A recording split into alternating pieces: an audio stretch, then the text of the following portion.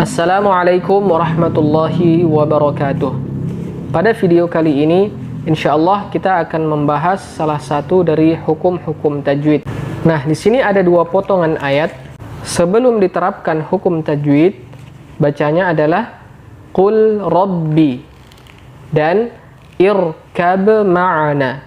Nah, sebelum kita terapkan hukum ilmu tajwid pada kedua potongan ayat tersebut, terlebih dahulu kita akan membahas yang namanya idgham. Karena hukum idgham inilah yang nantinya akan kita terapkan pada dua potongan ayat di atas. Apa itu idgham? Idgham secara bahasa adalah memasukkan. Adapun secara istilah yang diinginkan dalam ilmu tajwid adalah memasukkan huruf sukun ke huruf setelahnya yang berharokat. Kita coba berikan contoh pada kalimat ini.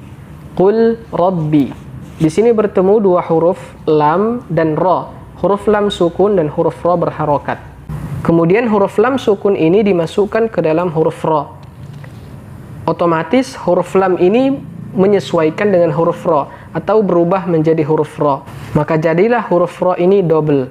Oleh karena itu dalam penulisan di mushaf, huruf ra ini diberikan tanda tasydid dan sukun di atas lam dihapus, yang menunjukkan huruf lam tidak dibaca dan huruf ra dibaca double, ditandai dengan adanya tasydid. Qur Rabbi. Nah, sekarang yang menjadi pertanyaan, kapan hukum idgham itu berlaku? Karena tidak semua huruf yang sukun bertemu dengan huruf yang berharokat itu diidghamkan, tidak semua. Tapi ada ketentuan-ketentuannya.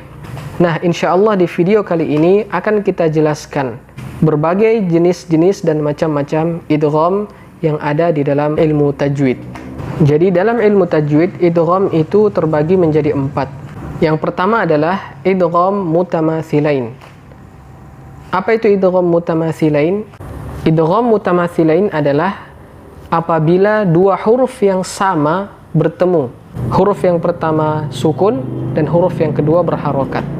Maka di situ terjadi idgham, disebut dengan idgham mutamathilain.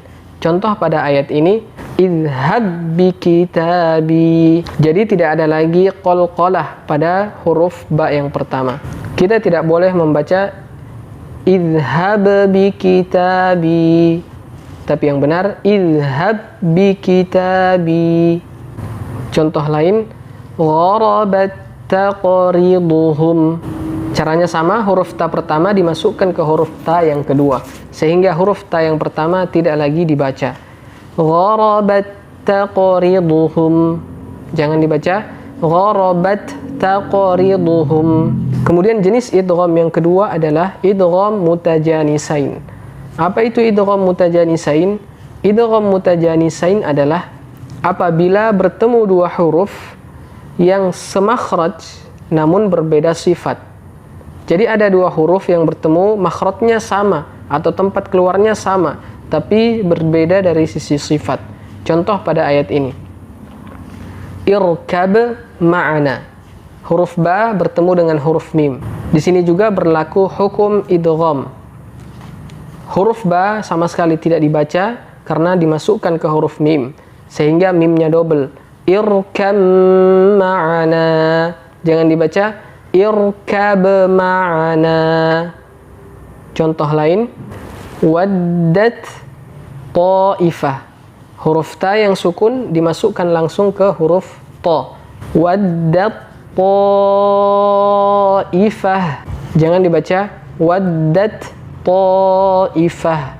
Contoh yang lain, yalhath dzalika masal. Huruf ta dimasukkan ke huruf dza. Yalhadzalika masal. Kemudian di sini ada hal penting untuk kita ketahui pada pembahasan tentang idgham mutajanisain ini, yaitu apabila huruf ta dan huruf ta bertemu. Huruf ta sebagai huruf pertama yang sukun dan huruf ta sebagai huruf kedua yang berharokat. Nah, di sini ada sedikit cara yang berbeda ketika mengidghamkan huruf ta ke huruf ta. Karena huruf ta sifatnya lebih kuat dibandingkan huruf ta, dan posisi huruf ta juga berada di depan atau di awal daripada huruf ta, maka huruf to-nya tidak secara sempurna kita masukkan ke huruf ta.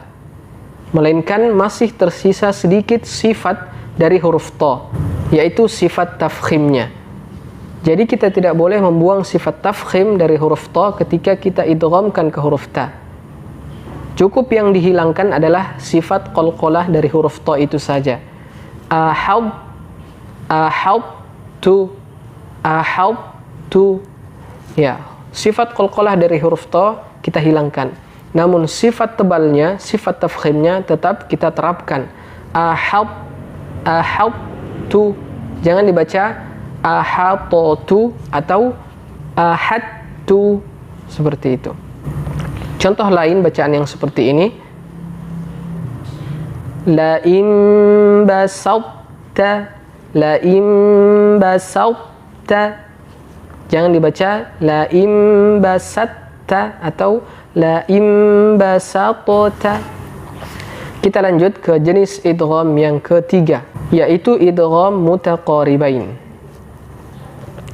Idgham mutaqaribain ini hanya ada dua bentuk atau hanya ada 4 pasang huruf, yaitu lam sukun bertemu huruf ra yang berharokat dan huruf qaf sukun bertemu dengan huruf kaf. Adapun cara mengidghamkannya sama seperti yang sebelumnya. Contohnya, wa qur rabbi zidni ilma. Huruf lamnya tidak lagi kita baca. Yang kita baca adalah huruf ra yang ditasydid. Wa qur rabbi zidni ilma. Kemudian contoh huruf qaf bertemu huruf kaf. Alam nakhluqkum. Alam nakhluqkum. Huruf qaf dimasukkan secara sempurna ke huruf kaf. Meskipun dalam riwayat yang lain ada yang berpendapat bahwa huruf qaf ke huruf kaf cara mengidghamkannya sama seperti huruf ta ke huruf ta. Namun menurut riwayat Hafs an Asim min Tariq Asy-Syatibi, huruf qaf diidghamkan ke huruf kaf secara sempurna.